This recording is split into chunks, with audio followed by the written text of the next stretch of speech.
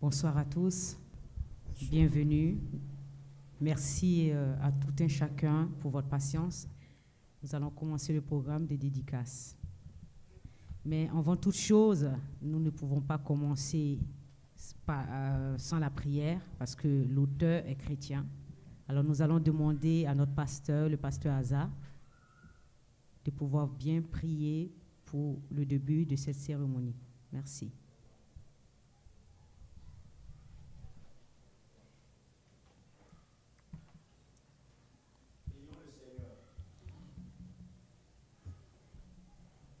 Excellent Père de grâce, nous te célébrons et nous te magnifions. Merci Seigneur. Merci Seigneur Père pour tes privilèges et tes grâces que tu nous as accordées individuellement ici présentes ce soir. Pour une cause noble, Seigneur Jésus, nous sommes réunis. Seigneur, tu nous as dit dans Deutéronome 8 que quand nous allons même acquérir des diplômes, de ne pas penser que c'est notre intelligence seulement qui nous a permis de l'acquérir, mais aussi de nous rappeler que c'est toi qui nous as donné la force, la santé, la capacité d'acquérir ces diplômes. Seigneur, nous nous soumettons à cette parole, Seigneur, et nous te sommes infiniment reconnaissants. Et comme, Seigneur, tu dis dans ta parole, dans Jean 10, 28, que tout ce qui t'est consacré, tout ce qui est entre tes mains, nul ne peut ravir cela. Pour ainsi, Seigneur, avant toute chose, la dédicace de ce document, de cet ouvrage, nous voulons t'invoquer de venir prendre la première place. Sois l'alpha et l'oméga en ce moment. Dirige toutes choses, Seigneur, pour la gloire de ton Saint-Nom. Je te prie, Seigneur Jésus-Christ, que tu inspires tout un chacun, ceux qui sont autour de la table, illumine leur intelligence, éclaire-les comme tu l'as toujours fait. Et nous, l'assistance, Seigneur, donne-nous, Seigneur, Père éternel, de recevoir, Seigneur, un message sortant, Seigneur, de cette rencontre pour la gloire de ton Saint-Nom. Jésus-Christ de Nazareth, j'ai prié avec foi et nous avons reçu avec foi et nous te disons merci pour ce que tu as allé au-delà de ce que nous n'avons pas su demander. Amen. Amen. Merci beaucoup, pasteur. Nous allons commencer avec le tour de table. Je vais commencer ici par ma gauche. Si chacun peut se présenter. Oui, c'est Grégoire Bationo. Allô? Moi, c'est Grégoire Bationo. Je réponds au nom de Kaboré Nathanaël. Moi, c'est Rosiné, votre maîtresse de cérémonie de ce soir. Je saute l'auteur. Okay, moi, c'est Jacqueline, Madame Zongrana, invitée. Moi, c'est Komi Afiche. Je suis aussi invité par l'auteur. Merci.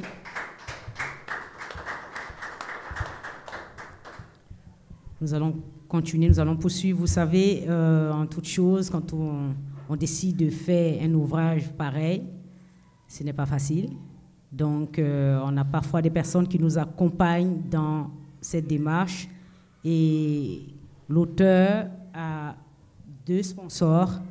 Donc, nous avons l'Église et nous avons Aïcha Air Breeding. Donc, je vais demander à Maman Aïcha si elle a un mot à dire.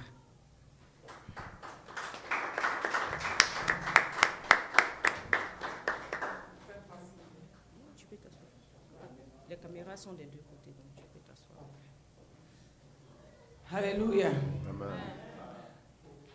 Je voulais ce soir vraiment remercier le Seigneur pour la vie de notre frère Corner, parce que le Seigneur a mis le don que le Seigneur a mis en lui de voir le jour. Nous ne pouvons que le remercier pour ce qu'il a fait.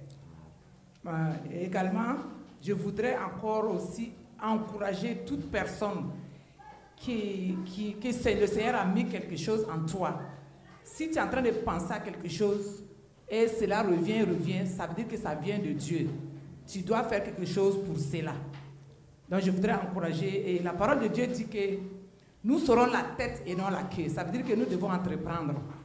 Donc je voudrais encourager toute personne qui veut entreprendre, que nous sommes là, nous sommes des frères et sœurs, nous allons nous encourager, nous allons nous soutenir pour la gloire de son nom. Amen. Malheureusement, il y a 2 personnes que je voulais encourager ce soir, mais qui ne sont pas encore parmi nous. Mais c'est sûr qu'ils vont voir aussi, ils vont peut-être revoir les vues.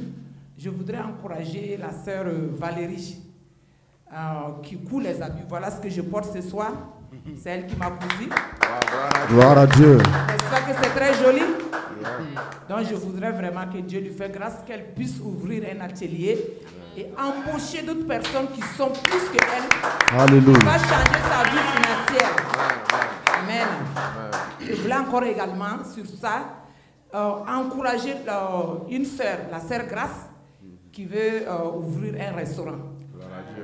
Que le Seigneur donne là tous les moyens à ce qu'elle puisse mettre ça en place. Amen. Je suis vraiment pour et je suis prêt à aider, même si c'est financièrement, je suis prêt à aider.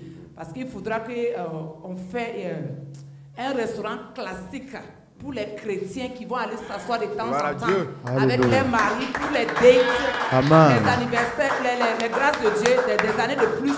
Parce que le pasteur nous a dit de ne pas dire anniversaire, les années de grâce que le Seigneur va les accorder dans leur mariage ou bien dans leur vie même.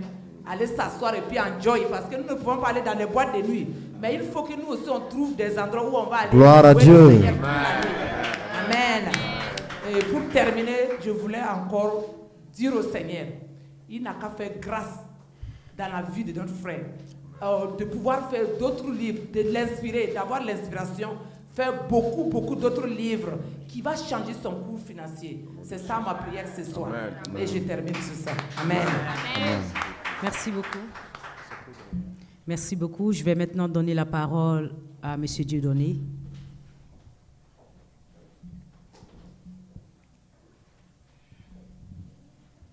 Merci.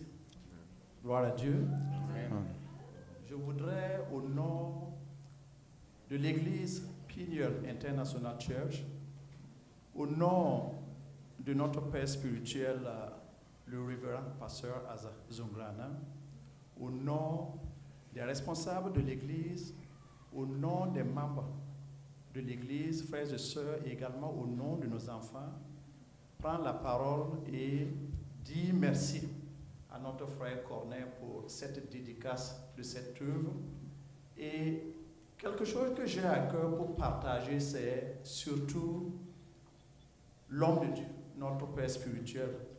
L'Esprit de Dieu l'a toujours conduit pour nous enseigner à entreprendre. Et ça a toujours été une motivation. Chaque fois, il n'hésite pas réellement de nous dire que, écoutez, ayez toujours le courage d'entreprendre. Et ce que je voudrais dire ce soir, l'Église accompagne des œuvres pareilles et continuera toujours à accompagner des œuvres pareilles. Amen. Amen. Et la chose encore que je voulais ajouter, le Seigneur fait toutes choses à merveille. Amen. Pourquoi je dis cela?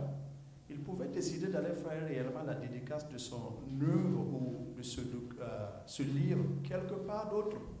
Mais guess what? Il a décidé de le faire dans la maison de Dieu. Et c'est pour une première fois, c'est une riche bénédiction. Décider de venir dans la maison de Dieu pour faire une dédicace, croyez-moi, c'est une riche bénédiction. Et pour terminer, je demande à tout un chacun, prenez une copie, même si vous m'écoutez sur les réseaux sociaux, faites tout possible pour pouvoir avoir une copie de ce document. Lisez, et cette histoire aussi changera votre vie. Et également, quand même, vous allez vous inspirer de beaucoup de choses quand même qui sont à l'intérieur, qui vous permettra réellement d'acquérir d'autres choses ou bien vos différents rôles que vous avez dans la vie. Nous disons merci infiniment pour les gens qui nous rejoignent ici et également ceux qui nous suivent sur Facebook Live. Je vous remercie. Merci. Merci beaucoup, Monsieur Dieudonné. Merci aux invités, merci à toute personne ici dans cette salle.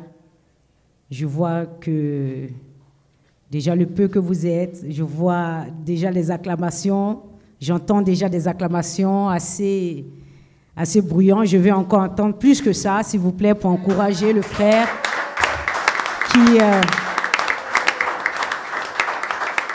C'est vrai, nous ne voyons pas ça très souvent. Nous ne voyons pas ça très souvent, comme le frère Dieudonné l'a dit. Parfois, nous sommes dans la maison de Dieu, mais dès que nous avons une activité, il y a certaines personnes qui vont dehors pour dédicacer cette activité parce qu'ils veulent plus de personnes, ils veulent être encouragés par plus de personnes, peut-être leurs amis même qui ne sont pas chrétiens. Mais le frère ce soir a décidé de faire ça dans la maison de Dieu et nous le bénissons pour cela. Avant de continuer le programme, je vais vous présenter l'auteur brièvement. Je vais faire sa petite biographie et je vais vous demander aussi si vous voulez le connaître en profondeur, de vous procurer ce livre. Merci. Je vais parler de l'auteur.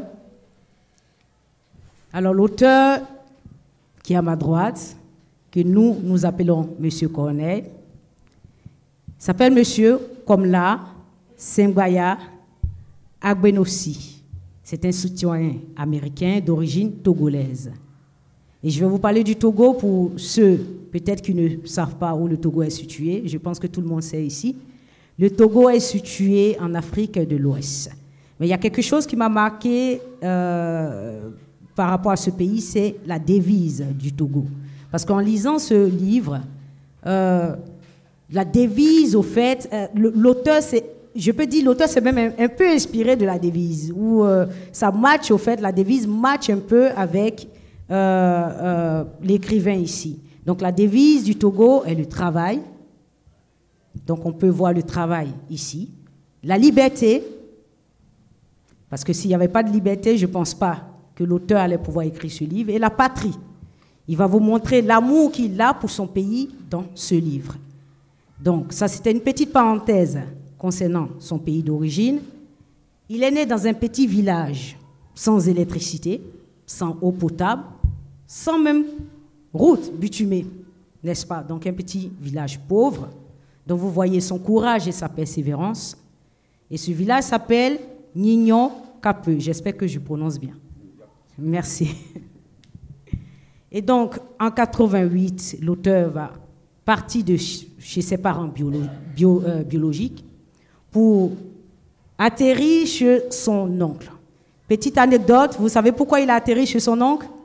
À cause d'une moto bleue, Yamaha, donc qui l'a motivé à pouvoir aller continuer ses études, étant tout petit déjà chez son oncle. Donc en 88, il va chez son oncle où il va passer plusieurs années, donc de l'enfance jusqu'à l'obtention de son baccalauréat en 2006.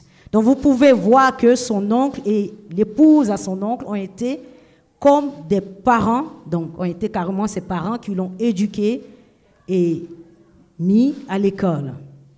Donc en 2012, M. Komla quitte sa famille et sa patrie qu'il aimait tant pour une nouvelle destination, les États-Unis. Tout ça pour le bon plaisir de nous qui sommes ici. Donc nous sommes vraiment heureux de pouvoir vous présenter l'auteur ce soir, M. Komla.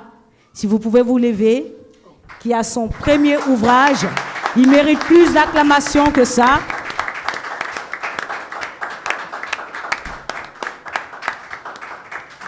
Est-ce que tu es satisfait des acclamations ce soir? Non.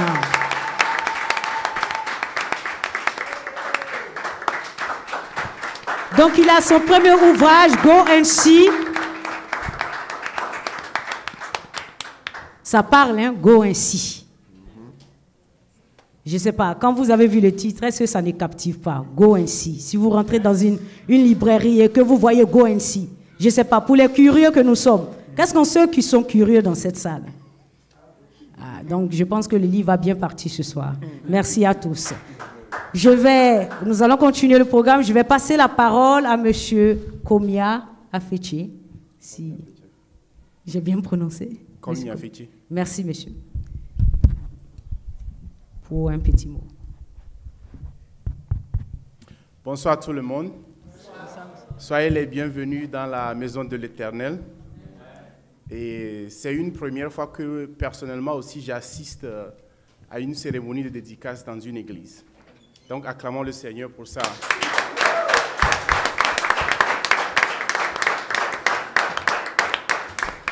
Donc pour me présenter à vous, moi mon nom c'est Komia Afeche.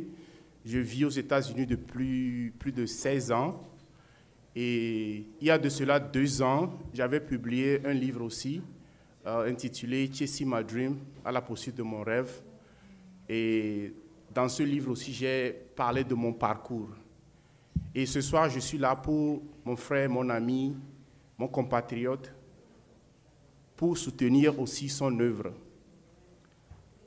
La première raison de ce soutien est que, en grandissant, nous tous, nous avons lu les Victor Hugo, nous avons lu d'autres auteurs dans nos enfances et nous avons mémorisé leurs lignes. Nous connaissons leur histoire. Mais de nos jours, qu'est-ce que nous voulons laisser à nos enfants? 10 ans, 15 ans, 20 ans, 30 ans plus tard.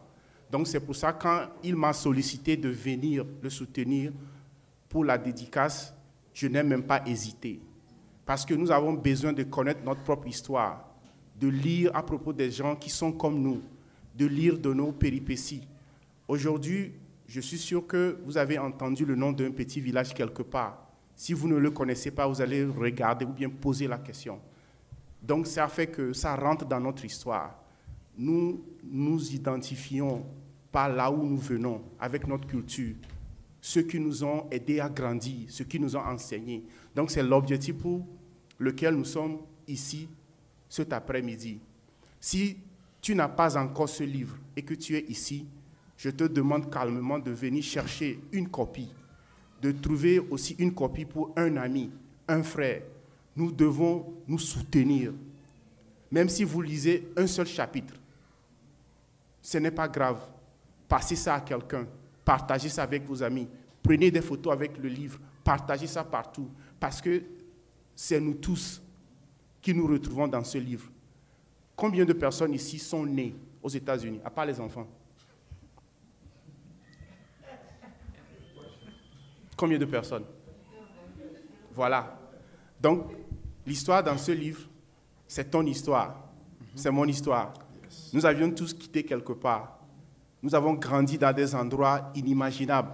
Il n'y avait pas l'eau potable. Aujourd'hui, nous rentrons, il y a l'électricité, il y a l'eau, mais nous savons que nous venons de très loin. Donc, l'histoire là aussi, c'est notre propre histoire. Partagez ceci. Nous n'avons pas seulement besoin de lire des œuvres qui viennent d'ailleurs. Nous pouvons également faire de notre compatriote, notre frère, un auteur connu, d'abord entre notre communauté et au-delà de ça. Donc, dans son livre, il a fait un peu la péripétie de son parcours, de quelque part de Ngotien, village, jusqu'à Lomé, ce qu'il voulait devenir, comment les gens l'ont conseillé. Il a parlé de son oncle, du rôle que l'oncle a joué dans sa vie. Il a parlé de recevoir cette nouvelle d'être sélectionné pour la loterie Visa, venir aux États-Unis, commencer sa vie aux États-Unis, des petits jobs que nous tous nous faisons en venant ici. Qui ici n'a pas commencé par le restaurant? Si ce n'est pas McDonald's, c'est Wendy's. Si ce n'est pas Popeyes, c'est, je ne sais pas, Subway. Donc, nous avons tous cette même histoire. Donc, c'est pour la raison là que nous sommes là cet après-midi. Mon frère, ma soeur, soutient notre compatriote, soutient notre frère. Achète une copie, achète une deuxième copie, troisième copie. Partage ça autour de toi. Ça va nous relever tous en tant que communauté. Et enfin, pour conclure, j'ai entendu surtout la première dame qui est intervenue parler de l'entrepreneuriat. C'est ce qui va sauver l'Afrique en général. Ce n'est pas les diplômes. Nous avons tous vu ce que les diplômes nous ont donné. C'est l'entrepreneuriat. Nous devons entreprendre. Même si nous travaillons dans des compagnies très élevées, nous devons toujours continuer par entreprendre, créer de l'emploi, créer du revenu pour aider les gens autour de nous, pour nous aider. Combien de gens peuvent vivre sur un salaire fixe et épargner pour la retraite? Donc nous devons continuer par entreprendre. Notre frère, il a pris l'initiative d'entreprendre et il a fait. Il a mis son histoire dans ce livre. Aidons-le, poussons-le, partageons ceci pour que ça devienne quelque chose. Et enfin, je prie à ce que l'œuvre qu'il a écrite ne soit pas seulement le premier et le dernier, qu'il continue par écrire beaucoup plus que ça. Et nous voulons avoir d'autres auteurs togolais, togolaises, africains, africaines, burkinabés, partout, pour aller plus de l'avant. Sur ça, je vous remercie. Merci beaucoup, M. Komia. Je vais maintenant passer la parole à l'auteur lui-même. Je pense qu'il a beaucoup à dire, mais je lui donne 5 minutes. Parce qu'on doit le bombarder de questions après. Avant de prendre le micro, je vais encore redonner la parole à mon frère. Je suis présenté encore. Il est dans l'armée, il fait beaucoup. Il faut vous présenter encore.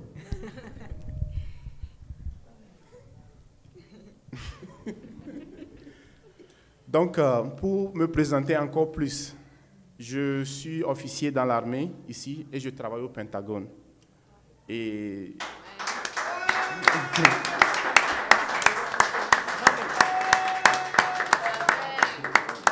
je suis ingénieur de formation aussi et je suis dans la cyberdéfense des États-Unis. Donc, je suis là encore ce soir pour soutenir mon frère. Je vous remercie.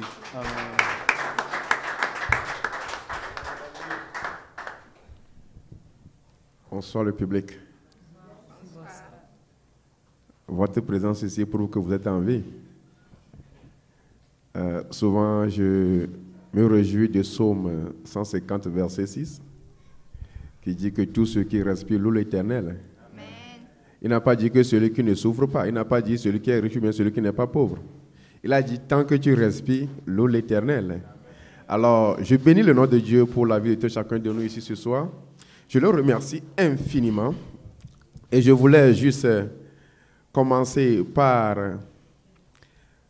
Pourquoi je lui ai demandé encore de se présenter? Parce qu'il y a de cela plus de 2 semaines, le pasteur était en train de bâtonner sur nous ici, là. Retournez à l'école, retournez à l'école. Il dit qu'il travaille à Pentagone. Qui peut aller à Pentagone sans avoir prendre anglais 101, 102? Non. Ce n'est pas 160 qu'on avait pris, non. Donc, c'est encore un autre appel. Nous devons retourner à l'école. Et la continue pas dit, même si tu es dans une unité où tu gagnes plus, il faut toujours entreprendre. Que le Seigneur vous bénisse. Ouais. Je me nomme Komla Agbenossi Segbaya. Là, le papa au village peut savoir que c'est son enfant qui parle. Je n'ai pas prononcé de la même manière. Hein. J'ai complètement foiré la prononciation du nom. C'est pas Komana, non, c'est Komla. Segbaya Agbenossi. D'abord, je vais commencer par définir mes noms parce que ce sont des noms qui parlent. Ce n'est pas un nom fatal. Dans nos pays, nous avions des noms de situation. Comme le frère l'a dit, nous venons tous d'Afrique. Et nous avions des noms de situation. Moi, par exemple, le Komla, tous ceux qui viennent du Togo, un Togolais n'a qu'à dire la définition de Komla. Ça veut dire quoi?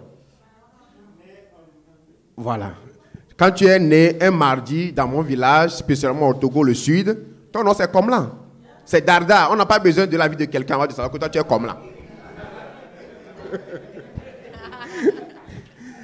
Oui, donc c'est connaître d'avance.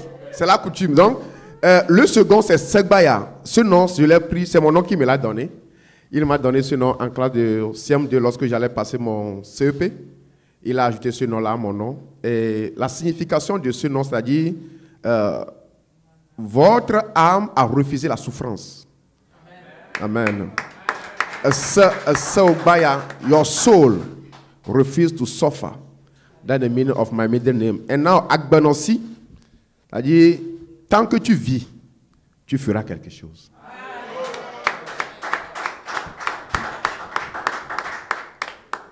Alors, sur ce, je viens d'un village appelé Nignokope, très loin. Très, très loin. Même ceux qui viennent de Noche ne le connaissent pas. Parce que c'est village, quoi, c'est ferme, quoi, c'est très loin là-bas, quoi. C'est seulement avec garçon que tu peux te rendre là-bas. Avec vélo. Vélo et pied, tu peux te rendre là-bas.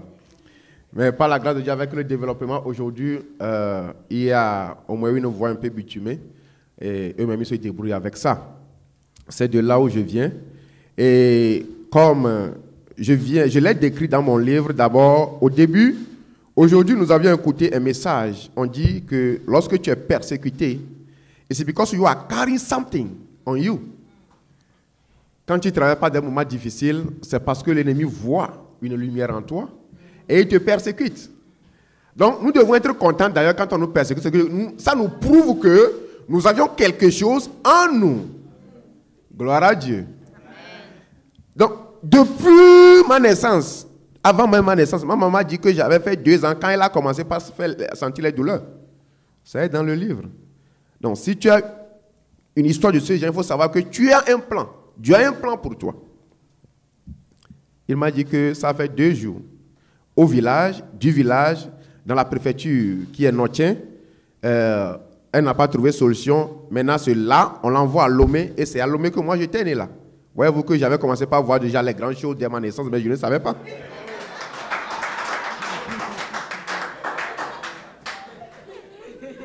L'ennemi qui voulait que je sois né au village, et quand il a dit qu'il a vu que je suis né au village, il a dit que je suis né là où il y a la lumière, c'est que l'enfant là c'est un enfant de lumière. Et la persécution a commencé.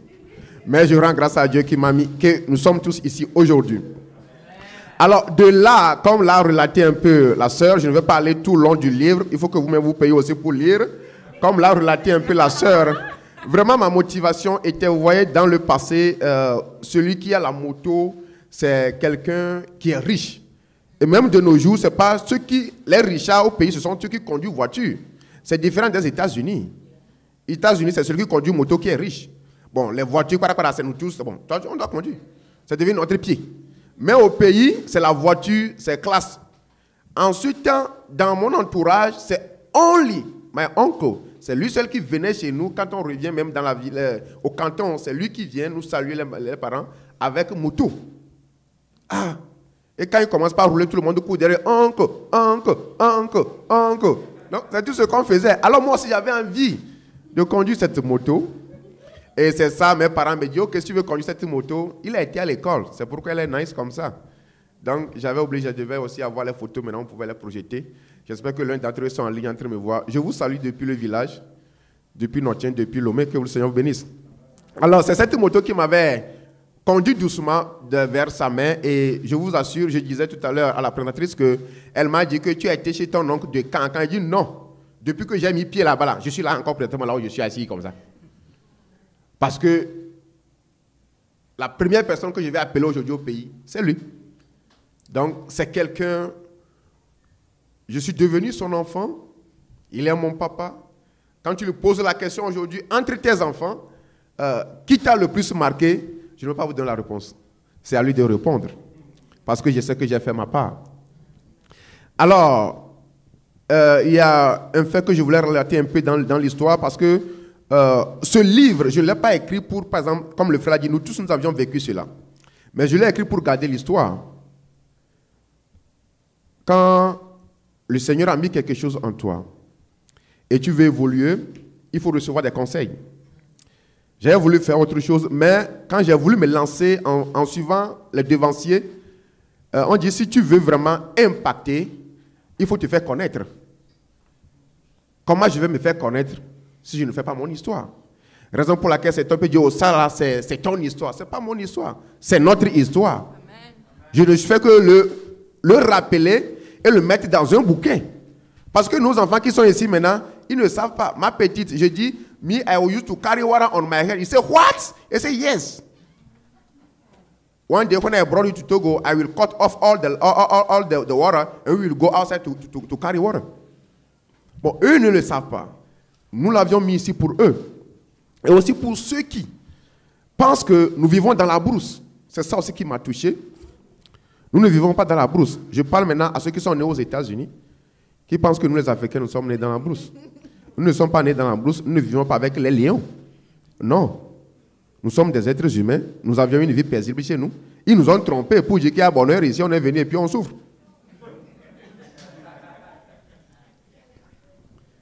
Alors, je voulais relater quelque chose un peu pour dire à tous ceux qui m'écoutent, si par exemple tu es chez quelqu'un ou bien tu travailles dans des moments de difficulté, nous savions que ce sont des moments qui doivent arriver. Et sans difficulté, tu ne peux pas grandir. La maturité vient des problèmes. La maturité vient des difficultés. J'avais failli abandonner mes classes en classe de première quand j'avais échoué. Et Dieu a toujours mis quelqu'un devant moi, celle qui avait vu ce zèle en moi. C'est l'une de mes tantes, son nom est dans le livre, c'est Bébé, Tassi Bébé. Si vous écoutez cette vidéo, vraiment, votre œuvre est en train de porter du fruit. Que le Seigneur vous bénisse. Elle m'a dit, non, mon fils, je suis d'accord pour que tu cesses l'école, pour que tu rentres dans l'armée, mais avant que tu ailles, je veux que tu aies ton bac. Parce que dans notre situation, si tu n'as pas le bac et tu rentres dans l'armée, tu vas devenir celui qu'on va envoyer dans les villages pour aller chercher les fagots de bois. Au moins, si tu as le bac, tu peux te tenir au moins au niveau de la route pour faire pri, gauche, droite. Elle dit, ok. Et partie de là, elle a pris tout en charge. Elle m'a supporté. La classe de première, j'ai repris pour avoir. J'ai eu aussi mon bac. Elle m'a supporté. Et à chaque fois, elle est toujours là à côté de moi parce qu'elle est chrétienne et sa maman était ma conseillère. Et dans le livre, j'ai demandé si tu n'as pas un conseiller ou bien une conseillère, tu en as besoin dans ta vie. Nous ne pouvons pas marcher sans guide. Nous sommes réunis ici parce que la parole de Dieu nous a dit d'être ensemble. Parce que la parole de Dieu m'a dit, confie-moi ce que tu as. Raison pour laquelle nous sommes ici. Alors, si toi, tu n'as pas cette Bible et tu n'as personne dans ta vie pour te guider, ça te serait difficile. Et j'ai dit que j'ai un website, j'ai les coachs sur ce website. Si vous n'avez pas personne à qui vous confier, vous n'avez pas un homme de Dieu et vous voulez entreprendre, sur mon site, il y a des liens qui vont vous embaucher sur ce que j'ai suivi par exemple, avant d'écrire ce livre. J'avais un coach qu'on appelle Bob Proto. J'ai ces vidéos sur mon website. Quand vous cliquez sur Service, vous allez voir ça. Et c'est à travers ces vidéos matinales que je m'étais ressourcé vraiment. C'est là où j'ai eu l'inspiration pour faire cette œuvre. Et il a dit quelque chose que je voulais rappeler à tout un chacun de nous.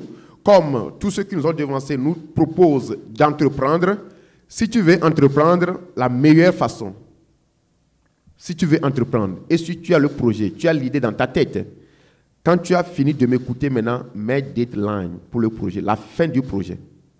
C'est-à-dire, tu as le projet dans ta tête, tu veux entreprendre, tu ne l'as jamais fait. Dis que d'ici mois prochain, il faut que ce projet finisse. On ne te demande pas de dire le jour que tu vas commencer. Parce que là où tu parles là, c'est-à-dire que tu commences au même moment ça. Dès que tu as fini de m'écouter, maintenant ton projet, mais que d'ici l'année prochaine, à tel moment, je finisse. C'est comme ça que j'ai commencé avec ce livre. J'ai commencé le livre dans le boss, parce que je conduis boss. Après avoir suivi cette vidéo la matinée là, quand je suis parti, j'ai conduit, j'ai gardé le boss. Il a dit que si tu veux vraiment arriver, il faut mettre la date. Et j'ai mis la date. J'avais voulu dédier ce livre l'année passée, dans les vacances. J'avais dit que je vais dédier le livre fin mai aux États-Unis et dans les vacances, je serai au pays, je vais le dédier 1er août 2019. Voilà là où c'est parti. C'est là où j'ai pris feu. Comme je me suis limité, paf, le jour même, j'ai commencé par écrire le livre. Mais en allant, c'est un sage. Il te dit que si tu as commencé, que tu vois que le projet n'arrive pas, tu peux changer le plan, mais ne change pas l'idée. Raison pour laquelle, au lieu de le dédier en 2019, je le dédie en 2020. Le résultat a été atteint. Ça, c'est juste entre parenthèses pour ceux qui veulent vraiment entreprendre. Alors, dans le livre, j'ai aussi retracé un tout petit peu le fait que lorsque nous sommes ici, ceux du pays ne savent pas ce que nous traversons. C'est ce que se trouve spécifiquement au niveau du chapitre 11. Le chapitre 10, vraiment, par les différentes activités que j'ai effectuées aux États-Unis. Le chapitre 9, c'est les surprises, comment on appelle ça, coalition de culture. Moi, au pays, pour saluer quelqu'un, je m'abaisse. Mais aux États-Unis, on dit, il faut regarder dans les yeux de la personne pour dire, ah, et puis tu t'en vas. Voyez-vous? Donc, le chapitre 9 parle des choses que je n'arrivais pas à coopérer. Des choses que, c'est comme hors de culture. Ça ne me met pas dans mon assiette. On ne m'a pas appris de dire, ah, et puis s'en va. Non. Tu t'arrêtes. Des fois, si la personne est plus grande que toi, tu t'abaisses et tu dis bonjour. Mais quand toi, tu t'abaisses, c'est comme tu as fait tomber quelque chose. Ah, je dépasse mon temps. Aïe, c'est pas mon jour. Laissez-moi un peu. Ok, gloire à Dieu. Amen. Vous voyez, je lui ai donné 5 minutes. Il a répondu à toutes les questions qu'on devait lui poser. Effectivement. Il a esquivé les questions, mais c'est pas grave, on en a encore. Ok, comme elle veut que j'arrête, je vous donne la parole. Vous êtes le maître. Vous voulez qu'il continue? Mais si tu continues, ils ne vont plus payer le livre. Ils vont payer. Ils vont payer. Il faut quand même laisser des surprises. Ok, donc je vous suis. Un peu de suspense. Merci beaucoup. N'est-ce pas? Parce que vous allez avoir encore un autre mot. Amen. Et nous avons aussi... Donc, je ne sais pas, vous avez une petite conclusion, quelque chose que vous devez rajouter? Oui. Avant de finir, je voulais tout d'abord remercier tout le monde à côté ici, remercier ceux qui m'ont encouragé dès que j'avais commencé par écrire ce livre. Le pasteur est la première personne. Il y a aussi un frère que j'avais cherché en vain, c'est M. Mati Tony. Je l'ai cherché aussi en vain. Il m'avait beaucoup supporté dans cette œuvre. Il m'avait donné des conseils. Et je voulais aussi sincèrement remercier ma femme qui était de mes côtés, qui m'a supporté de sa manière. Et je remercie aussi sincèrement ma petite fille Esther qui m'aidait à traduire les langues. Et aussi, il y a aussi 2 autres qui sont au pays, vraiment, je les remercie. Je voulais aussi remercier tous mes frères au pays qui m'ont envoyé les photos. Certaines photos qui sont dans le livre se sont envoyées par mes frères qui sont au pays. Je les remercie aussi. Je voulais aussi remercier spécialement l'Église, tous les frères qui sont mobilisés autour de moi pour que ce jour ait lieu. Et je remercie sincèrement mon grand frère, M. Apétia Komi, qui a voulu vraiment honorer de sa présence. Vraiment que le Seigneur vous bénisse. Je remercie aussi notre sœur qui a accepté l'invitation. Elle aussi, elle est écrivaine, burkinabèse. Vraiment que le Seigneur vous bénisse. Et tous les frères qui sont à la table avec moi, soyez bénis. Merci beaucoup. Nous allons continuer. Ce qui voulait éviter, bien sûr, les questions, parce que je l'ai senti, n'est-ce pas? Je vais vous demander de vous présenter en 3 mots. Si on devait vous qualifier, si vous deviez vous qualifier vous-même, juste en 3 mots, qu'est-ce que vous pouvez dire au public? 1. Amour, foi, persévérance. Merci. Alléluia.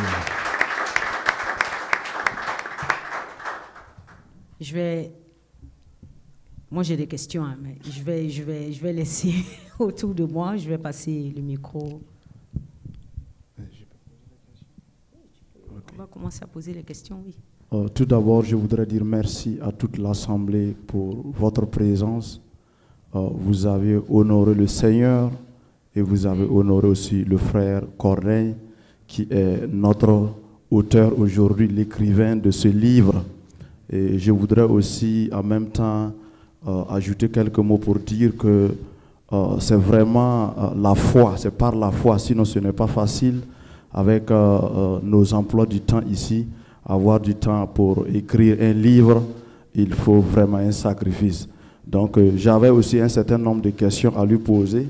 C'est bien vrai qu'il essayait d'éviter les questions, mais malgré ça, nous allons essayer de poser quelques questions. C'est bien vrai que vous aviez traversé une situation qui vous a permis aujourd'hui de relater cela dans le livre, mais je sais que c'est une inspiration qui a été derrière cela. Et moi, je voudrais vous demander de savoir quel a été l'élément déclencheur de ce livre. Je réponds en même temps? Ok, merci beaucoup mon frère. Je pense que ma maman m'avait dit que dès que j'étais né, je parlais seul, je m'amusais seul, même s'il n'y a personne autour de moi. C'est-à-dire, j'étais né haut-parleur. Et Constate. pour témoigner ceci, je me rappelle que moi, je ne me donne pas le titre écrivain. Je suis un raconteur. Je dis ce que je vois, je dis ce que j'ai traversé. Par exemple, en 2006, j'avais eu un frère qui avait eu un accident à l'hôpital. Et quand j'étais rentré à l'hôpital, j'avais vu la façon dont les villageois qui venaient, parce qu'il y avait en ce moment les latrines modernes. Ceux du village ne sont pas habitués à utiliser ces latrines. Et quand ils rentrent pour utiliser les latrines, les bonnes femmes qui font les entretiens, quand elles aussi elles rentrent, elles sortent avec une mine serrée. Quel est le problème? Quand elles rentrent dedans, elles ne savent pas comment l'utiliser. Au lieu de s'asseoir, ils montent sur ça. Et quand eux aussi rentrent, tout est encore éparpillé, ils doivent encore essuyer. Cela m'a touché. J'ai pris un calepin et j'ai écrit note. J'ai même fait des schémas et j'ai mis dans la boîte de suggestions. Qu'ils devaient aider ces dames en mettant des affichages sur les portes. Même si vous ne pouvez pas écrire, faites les photos. Que la personne s'asseye pour bien pisser. Maintenant aussi, je me rappelle aussi quand je suis arrivé sur le campus, ce que nous espérons, moi j'avais fait la FASEG, arrivé sur le campus, je voyais que la plupart de nos éléments se sont retrouvés dans d'autres filières. J'ai dit, il y a quelque chose, la base a été faussée, parce que vous n'êtes pas fort dans votre matière, vous êtes rejeté. J'ai pris bic et note, j'ai adressé une lettre à la classe de seconde, première, terminale. Pourquoi? Parce que j'avais un renommé dans cet établissement, je suis major général et je suis toujours affiché dans l'établissement. J'ai pris note, j'ai écrit ce qu'ils doivent faire. Si tu es G1, focalise-toi bien sur ce que tu veux faire. Si tu es G2, travaille bien en comptabilité, en mathématiques financières, en mathématiques générales. Et quand tu arrives sur ton filet, sur le campus, tu auras ça. Alors, c'est le même zèle qui m'a poussé. Arrivé aux États-Unis, j'ai été choqué. Sincèrement, les highways, bon, mais moi, je ne pensais pas que je vais venir ici et puis je vais enlever habit comme j'ai chaleur. Quand c'est à 100 degrés là, toi tu pensais ça au village? Non. Donc, automatiquement, moi, ça m'a poussé à commencer par écrire. Donc, c'est là où je veux vous dire que c'est pour permettre aux gens de connaître ce que nous vivons. C'est pourquoi j'ai écrit ça. Ok, merci. Merci bien. Soyez bénis. Vous avez une autre question? Ok, je vais poser ma dernière question et passer la ligne à d'autres personnes. Nous tous, nous savons que vous êtes un père de famille. Vous avez une femme à nourrir, des enfants à nourrir. Et comme tout le monde le sait ici, quand vous êtes aux États-Unis, il y a même la famille en Afrique qui appelle. Et moi, je voudrais savoir, c'est où vous aviez écrit ce livre, c'est-à-dire que je parle dans une bibliothèque, voilà, c'est où vous avez écrit le livre, c'est à quel moment de la journée, parce que comme vous avez une famille à nourrir, c'est certainement sûr que vous êtes en train aussi de travailler pour pouvoir payer les billes. C'est à quel moment de la journée vous avez pu avoir du temps pour écrire ce livre, et ce livre vous a pris combien de temps pour pouvoir boucler cela du préface jusqu'à la conclusion? C'est ma dernière question. Cette question, ma femme devait être la personne à répondre à la question. Parce que ça n'a pas été facile d'ailleurs. Comme vous le saviez, j'avais brossé quelque part que j'ai commencé à écrire le livre dans le boss, School Boss. Quand j'ai garé autant de briques, c'est là où j'ai commencé par écrire le livre. Maintenant, quand tu commences, le Seigneur va envoyer les anges pour t'aider. Mais aux États-Unis, les aides, c'est trop... Il faut avoir les finances pour avoir ces aides. Donc, mais quand j'ai emboîté, j'ai commencé par écrire. La question que vous m'avez posée, j'avais dit dans mon livre que j'ai un link sur mon site. C'est un coach, son nom c'est Bob. Vraiment, c'est à travers lui que j'ai inspiré. Il dit que si tu veux vraiment réussir en ton âge jeune, tu ne dois pas chercher à trop dormir. Pour vous dire que des fois, je me couchais à 1h et je me réveille à 5h. Parce que je dois démarrer mon boss des fois à 5h30 ou des fois même moins. Donc, si c'est moins, je me lève à 4h30. Mais des fois, je m'en vais au lit au-delà de minuit. Et je dois me réveiller. Vous l'avez dit, j'ai la famille à nourrir. Entre-temps, il y avait eu bang-bang entre moi et ma femme concernant ce livre. Vous pouvez le savoir. Parce que ça choquait à la maison. Quel est ce genre de livre que tu écris? Nous, on ne peut plus payer le loyer. Ça est arrivé. Et le pasteur est au courant. Raison pour laquelle tu as besoin de quelqu'un pour t'aider, comme conseil. Donc, c'est comme ça que je me suis allé mollo. Et peut-être que vous en voulez savoir comment est-ce que j'ai fait pour écrire un bon anglais comme ça. C'est là votre première question. Je vais vous répondre. Comme je l'ai dit, quand j'ai commencé par préparer ce livre, vous voyez, quand vous allez sur YouTube ou bien Google et vous faites les recherches, l'information que vous avez mis là-bas est captée. Et souvent, les publicités de ces gens vont venir dans vos boîtes. Donc, comme j'ai commencé par chercher comment écrire un livre, comment faire ça, j'ai commencé par recevoir ces gens de publicité. Et c'est là où j'ai vu, ils ont dit que bon, on va t'aider à écrire ce livre pour que ça soit rapide, avec un discount de 85%. Je les ai appris un premier temps, le prix était très haut, comme je me suis calé. Entre-temps, encore, ils ont encore envoyé une autre promotion, c'est là où je les ai captés. Et vraiment, c'est là où ça a pris le bon goût. Gloire à Dieu. Merci beaucoup. Merci. Amen. Je vais passer la parole. Bonsoir l'audience. Bonsoir Monsieur Corneille. Bonsoir mon frère Bachiono. Je veux prendre un petit moment pour vous remercier pour vos efforts dans la rédaction de ce livre. Que Dieu continue toujours de vous bénir. Amen. Et que ce ne soit pas votre unique book, votre unique livre, et qu'il y ait un deuxième, un troisième, etc. etc. Amen. Bon, moi j'ai 3 questions. La toute première, la couverture d'un livre généralement revêt une grande signification. Qu'est-ce qui vous motive à choisir, à choisir ce couvert et qu'est-ce qu'il signifie? Quelle signification pouvez-vous nous donner à travers le couvert de ce livre?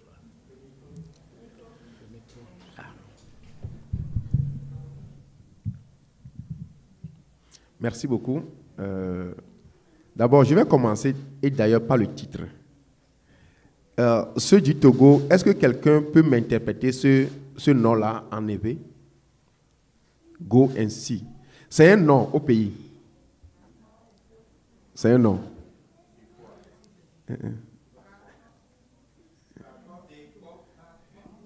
De quoi? Il n'a pas quoi. Il se débrouille, mais elles ne sont pas encore arrivées. Oui, c'est il n'a pas, mais c'est un quantum tos. Tu as fait village en Oche. D'après à Mokpo. Ça dit, d'abord le titre, hein, c'est comme du proverbe. D'après à Mokpo, ça dit, il y a quelque chose qui est caché. Mais toi, tu ne pensais pas à la chose là. C'est lorsque tu vas rentrer là-bas que tu vas voir ça. Maintenant, pour dire par exemple la couverture jaune et ces choses-là, j'espère que c'est le désert. C'est la galère. Et maintenant, pourquoi je suis sur vélo? Ça, c'est un grand universitaire, ça. Hein? Ça, c'est mon vélo de l'université. Voilà. À défaut de la moto bleue, il a quand même eu un vélo. Ça, c'est en formation sur le campus. Donc, ma fille m'a dit, why you don't want to put a nice picture? I said, no. Nice picture is not me. This is me.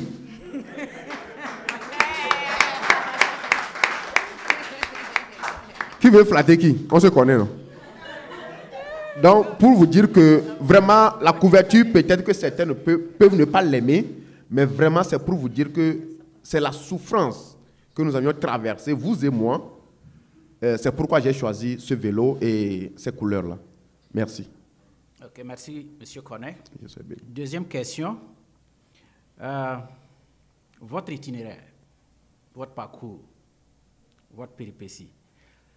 Si je dois vous poser la question, si vous aviez à recommencer, est-ce que vous emprunteriez la même voie ou bien vous êtes entièrement en accord avec ce que vous avez fait? Qu'est-ce que vous allez changer s'il y avait à recommencer? C'est là ma question. Dans le livre? Oui. Dans le livre. S'il y avait quelque chose à corriger, qu'est-ce que vous allez corriger? Ou bien vous êtes, s'il n'y a rien à corriger aussi. S'il y a quelque chose à corriger, je n'avais pas pu faire parce que j'avais fait écrire ce livre en m'inspirant de ceux du monde. Mais je m'étais rattrapé. Vous allez voir que des premiers chapitres, je n'avais pas utilisé beaucoup la parole de Dieu. Mais en allant, j'ai commencé par utiliser la parole de Dieu. Donc s'il faut recommencer, je vais vous dire que les tout premiers chapitres aussi, vous en aurez voir certains versets bibliques qui vont appuyer mes thèses là-bas. Okay. Yeah.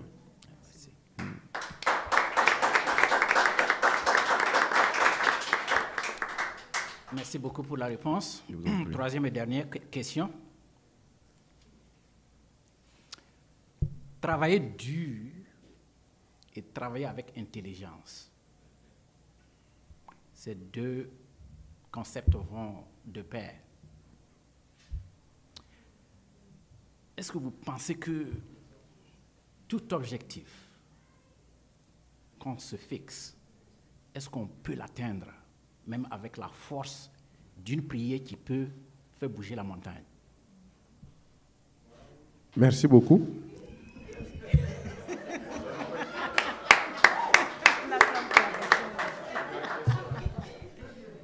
Je vous remercie pour la question.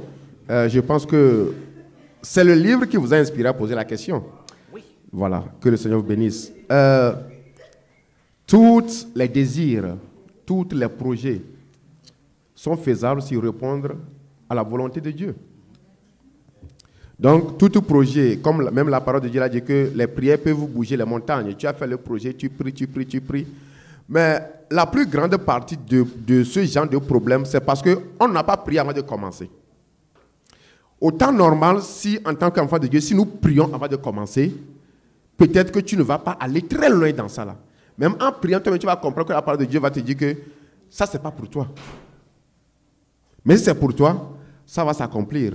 Maintenant, comment est-ce que tu vas savoir que c'est pour toi? Comme je ramène toujours sur le plan chrétien, est-ce que ça c'est la volonté de Dieu? Quelque part dans Marc 3, 4, on dit ce que nous demandons, nous prions et nous ne recevons pas parce que nous prions mal. Peut-être que tu pries sur quelque chose que tu n'as pas besoin de prier. C'est pourquoi on dit que la prière va bouger les montagnes, mais votre montagne est toujours plus redressée devant vous. Parce que ce n'est pas ce genre de prière, ce n'est pas ce montagne n'est pas destiné à vous. Alors, travailler dur. Nous tous ici, nous travaillons dur. Tout le monde aux États-Unis travaille dur. Nous n'avions pas de week-end. Maintenant, travail smarter, c'est celui d'avoir un petit business à côté. Quand tu travailles dur et tu mets ça là-bas, après 5, 10 ans, ça aussi, ça peut commencer par remplacer maintenant ton travail dur actuel. Là, le sang est chaud. On peut faire 2, 3 à la fois. Mais lorsqu'on va atteindre 50 ans, est-ce qu'on peut encore avoir la même allure? Non. Mais les billes vont commencer par tomber. L'assurance va commencer par monter. Raison pour laquelle, quand nous sommes là pour travailler dur aujourd'hui, je peux faire 2 activités. Mais il faut que je pense de côté. Raison pour laquelle ceux qui étaient devant nous, on sollicite ce que nous entreprenons. C'est le fait de travailler smarter, c'est dans ce sens. Travailler smarter, c'est travailler dur aujourd'hui. Ce que tu fais, continue pas à le faire, mais essaie d'économiser, essaie de mettre quelque chose à part qui va commencer par te régénérer un peu. C'est ce que je voulais dire. Mais je voulais aussi ajouter ceci. Lorsque tu vas commencer ce genre de travail, il y aura quelque chose qui va déclencher. Tu vas sacrifier plus de temps et tu vas accepter plus d'injures pour que ça atteigne. Mais si tu veux être toujours égal, non, je ne veux pas qu'on m'insulte, je ne veux pas qu'on parle mal de moi, tu vas demeurer là-bas, courir à gauche, jusqu'à ce que tu auras 70 ans, mais tu seras toujours là-bas. Donc, soyez bénis. Merci beaucoup. Merci beaucoup. Je vais passer maintenant la parole. Merci beaucoup.